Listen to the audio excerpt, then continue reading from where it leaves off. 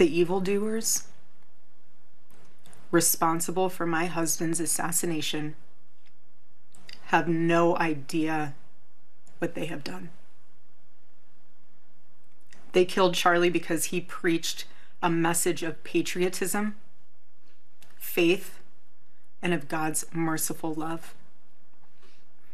But they should all know this. If you thought that my husband's mission was powerful before, you have no idea. You have no idea what you just have unleashed across this entire country and this world. You have no idea. You have no idea the fire that you have ignited within this wife. The cries of this widow will echo around the world like a battle cry.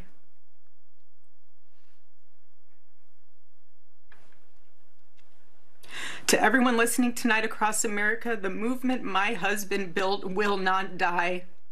It won't. I refuse to let that happen. It will not die. All of us will refuse to let that happen. No one will ever forget my husband's name, and I will make sure of it. It will become stronger, bolder, louder, and greater than ever. My husband's mission will not end, not even for a moment. All right, guys, so we got to continue our coverage of the reactions to the assassination of Charlie Kirk, okay? Because I know for the most part today I've covered more deranged reactions from Democrats and liberals and leftists who refuse to take accountability and responsibility for the fact that their ideology influenced the assassination of Charlie Kirk, because the assassin, Mr. Tyler Robinson from Utah, was a radicalized Antifa supporter, right? And they're currently in a state of denial and deflection when it comes to the fact that, again, this guy was a radical leftist, okay? And that is why this happened, okay? However, all hope is not lost, even though I've been sick to my stomach this whole week, okay? All hope is not lost, because we have to remember there are some people in this country who are sane Americans who understand how tragic this is and what this could actually lead to when you have people out here celebrating the assassination of somebody for political speech. Bitches, let's all join hands and bow our heads in thoughts and prayers for Charlie Kirk. Thoughts and prayers for Charlie Kirk. Thoughts and prayers. Thoughts and prayers. He did say that gun deaths were an acceptable side effect of gun rights. What I want to say about Charlie is that he and I had numerous disagreements. I'm a woman who's married to a woman. And despite that, he invited me on his podcast. He had me speak at his Turning Point event. He platformed me. He retweeted me. This is a guy that was willing to engage in debate to resolve disagreements. And the fact that I am seeing celebration, and I'm not going to point fingers. I'm not going to make this about any red, blue. I don't want to be divisive here, but this is disgusting. I got a tweet from my daughter today. I'm not thinking clearly. I got a text from my daughter today telling me that kids at her school were celebrating. Okay, at my daughter's high school. Something is wrong in this country. The divisiveness, the rhetoric, the othering has got to stop now. Good to be with you. I'm Katie Turt. Today is a terrible day. Almost 24 hours ago, down to the minute, we learned that Charlie Kirk had been shot. And as President Trump posted at 4:40 p.m., we learned that Kirk had been killed in that attack. It was an attack on a man, but it was also an attack on the foundation of this country, on the idea that we are able to talk to each other, disagree with each other, debate each other, yell at each other even. We don't physically harm each other. We don't murder each other. We certainly don't justify it or make excuses for it. Okay, and that is what I want to cover in this video, because you do have sane Americans saying that they're done with the Democrat Party. They're done with the left because of their reaction to the assassination of Charlie Kirk, okay? But first, I actually want to play some clips that I think are a part of the issue that we're talking about here. People trying to rationalize and to justify what happened to Charlie Kirk, while at the same time pretending as if people are asking them to mourn Charlie Kirk or to have sympathy for Charlie Kirk or to empathize with Charlie Kirk, except that's not actually what people are asking them for. No one is obligated to mourn an extremist. The reason that extremists still exist is actually not because of people on the other side, because it's not a difference in opinion, right? Like, we're talking about extremists and people who disagree with extremists. Not even disagree. People that have a conscience. One group of people is like, I think everyone should have human rights. And another group of people is like, I don't think anyone who is not like me deserves to live. That is not a difference in opinion. I think it's genuinely disgusting that people are getting in my comments telling me that I deserve to lose my job because I'm refusing to mourn a Nazi. Because I believe that everyone deserves health care. I believe that everyone deserves to have human rights. I can't have empathy for someone like Charlie Kirk. First of all, Charlie Kirk don't believe in empathy. He said it's a bad thing. He said it's some new age made up shit. He also said people got to be sacrificed in order to protect guns. If he was saying that while fighting for reparations, I may have a little bit of empathy. But this white on white violence, he died? Damn, B. Life comes at you fast. I can't have empathy for someone like Charlie Kirk because I cannot be in his shoes. I have no frame of reference for that. I have no cognizance for that. There literally is nothing about his existence that I can relate to. So I don't have any empathy because I have no connectivity. I have more connectivity to someone who is a complete stranger that dies of a drug overdose than I do to someone like Charlie Kirk, because life is hard. And I understand that. Because it takes very little for someone to end up committing themselves to an existence of numbness. The late great James Baldwin said, "We can disagree and still love each other unless your disagreement is rooted in my oppression and denial of my humanity and right to exist." So someone explained to me how propagating white supremacy is just a difference of fucking political views, because I'm all confused. It's a political views. It's like, oh, the Dems are bad, the Republicans are bad. It's not watching a 9-minute video of a man get murdered by the police, then get online and tell everyone he overdosed, even though we all watched the same fucking video. No, that's not a political view. That's something else. Difference of political views is like, oh, we need more police. Crime is out of control. It's not getting online and criminalizing an entire demographic with skewed statistics in order to perpetuate a racist rhetoric. No, that's not a difference of political view. That's that R thing. Is R-A-C. Difference of political views is like, abortion is bad, women should be held accountable for their arrest. It's not getting on camera and saying you forced your 10-year-old daughter to carry the term even if she was sexually assaulted. No, that's not a political view. That's some other shit. They want us to humanize Charlie Kirk now that he's gone. But let's be real, he spent his entire life denying humanity to literally everyone else. So don't expect softness now. This man wasn't just a conservative talking head. He called the Civil Rights Act a mistake. He said Justice Ketanji Brown Jackson was nothing more than a DEI hire. He smeared Dr. King, mocked Black professionals, stoked fear of immigrants, and spent every breath turning white grievance into a brand. That's not political disagreement. That's a career built on stripping dignity away from entire groups of people. And here's the thing, right? The second he's gone, suddenly people want compassion. Suddenly it's about his family, his humanity, his legacy. Where was that energy when he was tearing ours down? Charlie Kirk didn't deserve to die just for stating his opinion. Let's be clear, I don't support any sort of violence, especially not gun violence. But let's not minimize the tremendous impact that Charlie Kirk had in creating the division that we see today. For example, on his podcast yesterday, hours before he passed, he said, and I quote, "Black women do not have the brain power to be otherwise taken seriously." Then he went on to defame successful black women such as Michelle Obama, Joy Reid, and Ketanji Brown Jackson, claiming that they are DEI hires. Defamation is words and oftentimes opinions that you can be held civilly liable for in court. If the government can acknowledge that words can kill and words have power, then why can't we? Now, am I saying that Charlie Kirk deserved to die? No, not at all. But let's not minimize the tremendous impact that Charlie Kirk has had in rolling back our rights. He was mobilizing the youth to hate people based on their skin color, their gender, their sexual orientation, and their religion. It's not just opinions.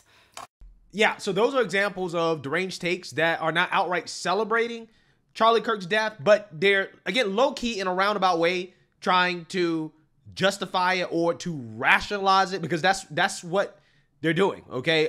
Because as you can see and hear, these people are saying, well, I'm not celebrating Charlie Kirk's death, but Charlie Kirk was, such and such and such and such.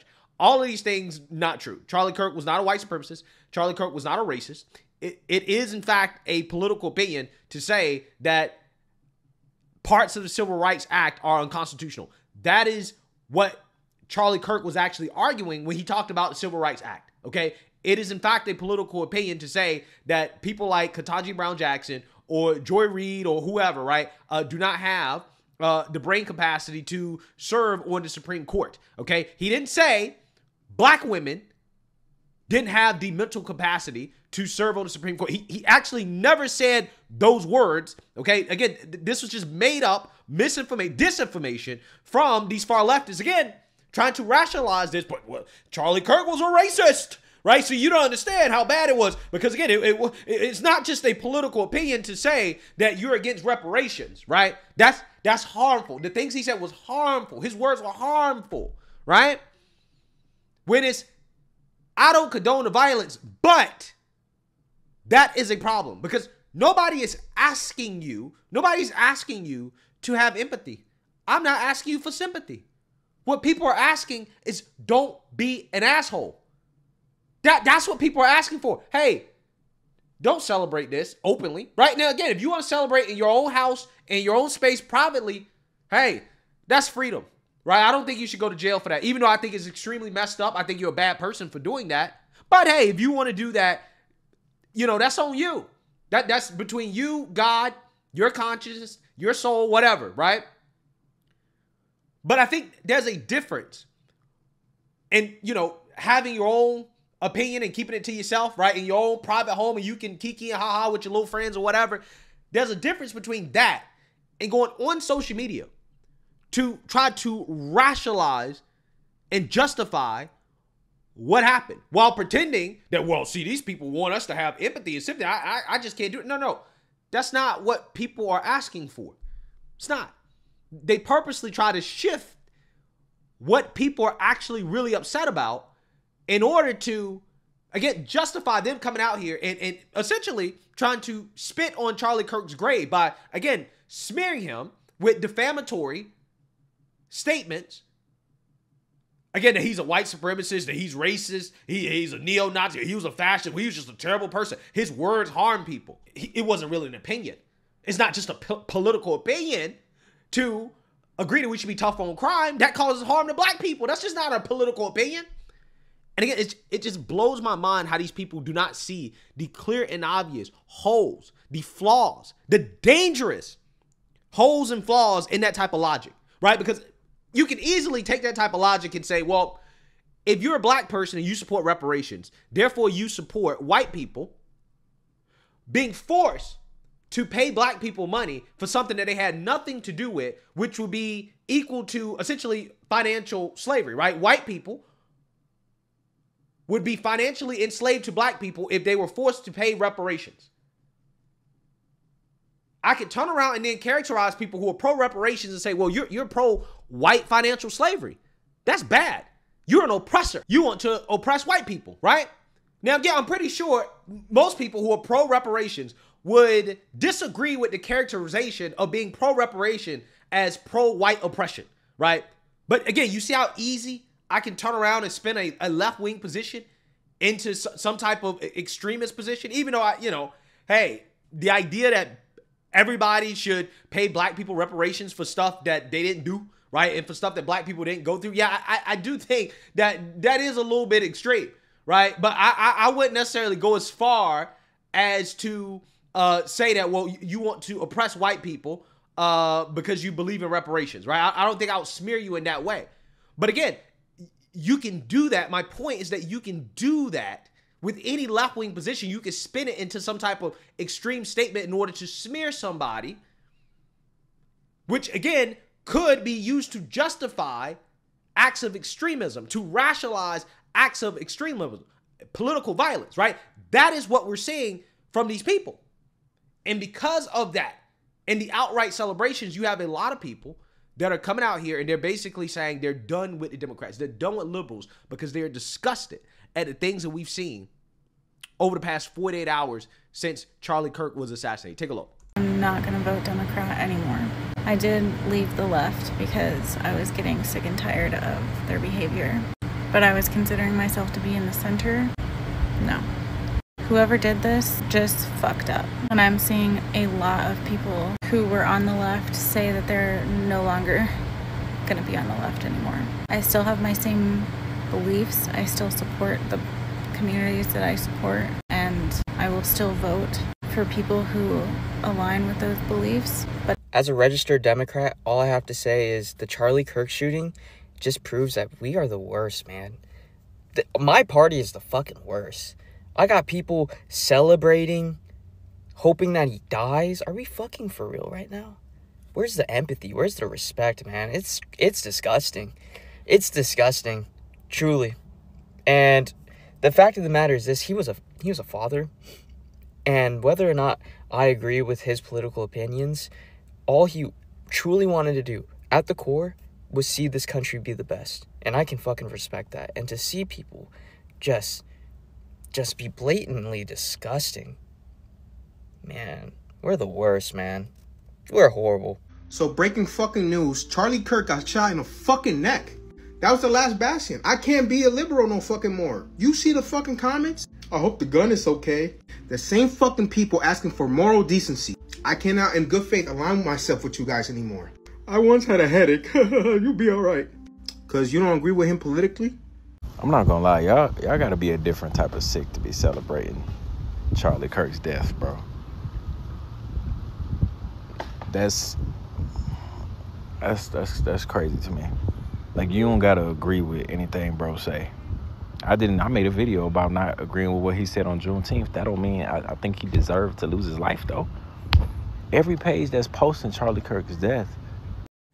So I'm very aware that when you look at me, you see the hair and the nose ring, you probably think I'm a huge liberal. I love living in America. I love this country. I am a die-hard centrist.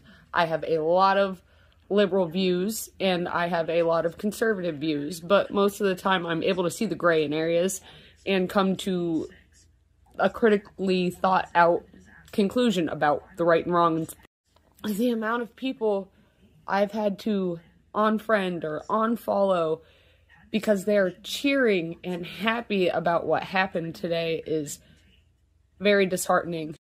And if you're following me on here and you're upset that I'm not cheering and woohoo, please unfollow me. I'm sorry if you followed me because of the way I looked.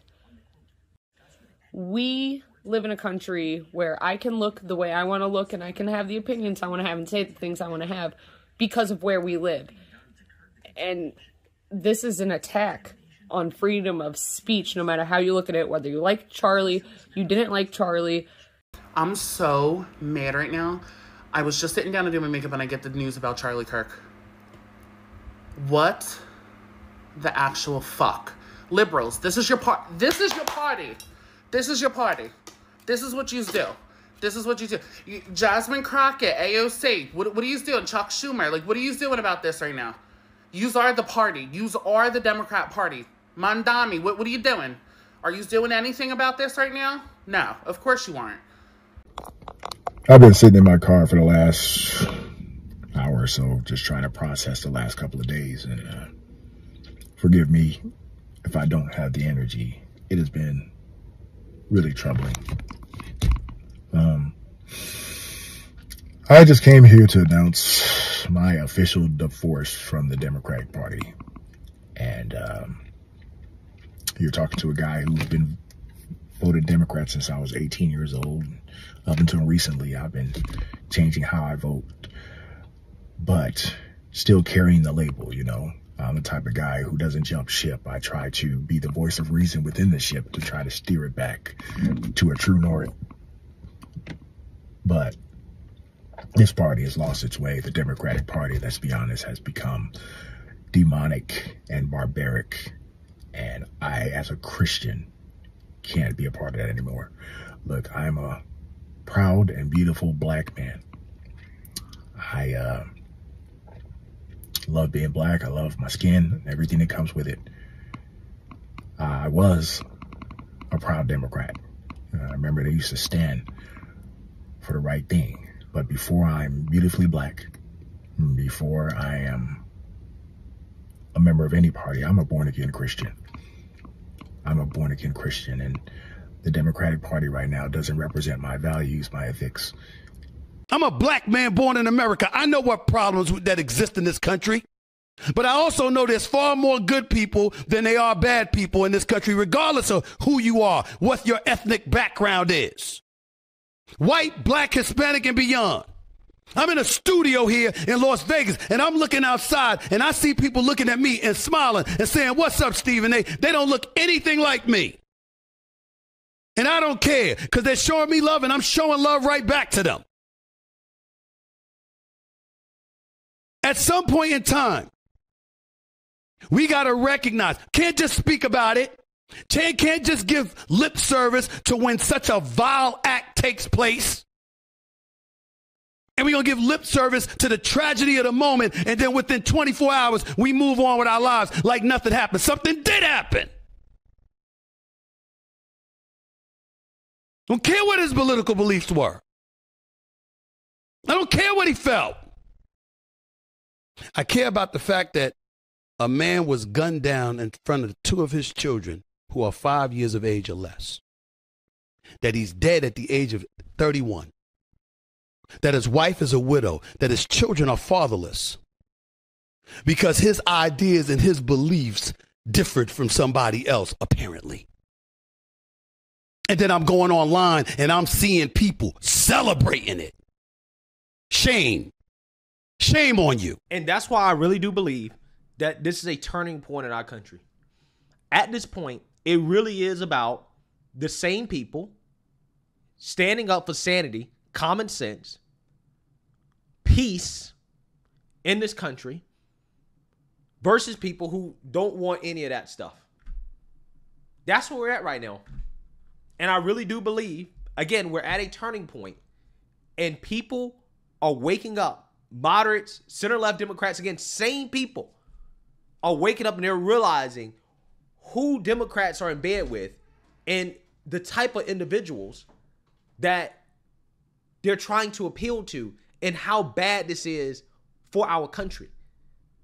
I'm hoping and praying that people can see who these people really are, who Democrats really are, what they promote, what they condone. I hope that people can see this clearly now.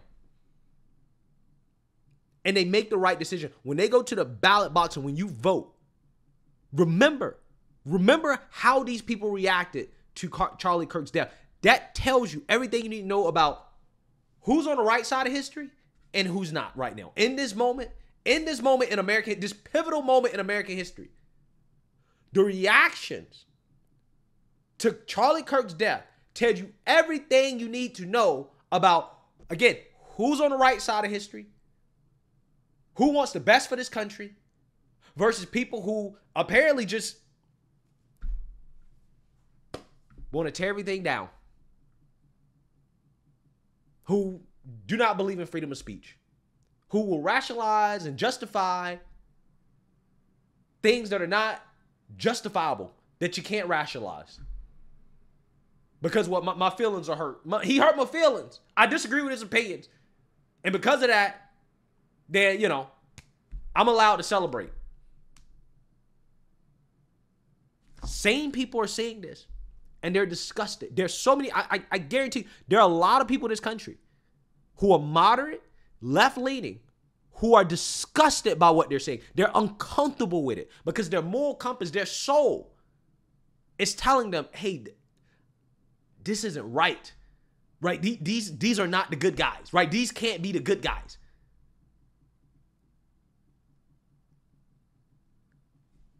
And they're having to make a decision and say, hey, do I really want to support this?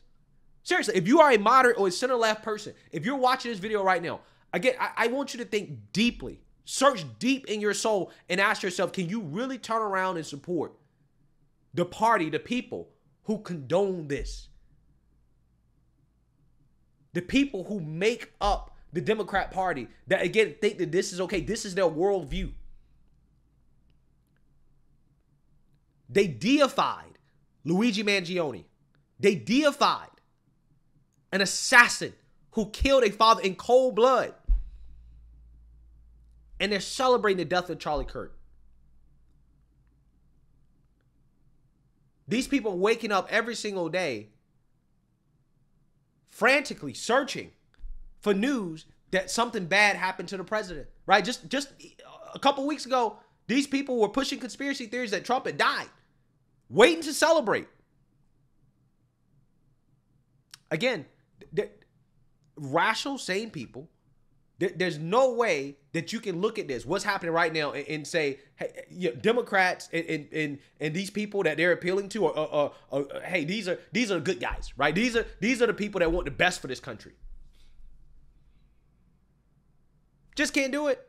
And I think that's why you see a lot of people who are now coming out and they're rejecting this and they're saying, yeah, no, I can't vote Democrat anymore. I can't support this anymore. This is crazy. These people have gone too far. And, you know, that is, I think, hopefully the result of all this is that people wake up and understand exactly what's going on in this country, and that to move forward, people cannot support this. They can't support people who think like this, who believe these things, who try to rationalize and justify political assassinations, something that is not justifiable. It's not, you can't rationalize it. And again, I think people are seeing it and they're waking up. Again, this really is a turning point in this country. And I'm hoping and praying that that's what comes out of this. That this is a turning point for something better. So we're going to see. But let me know.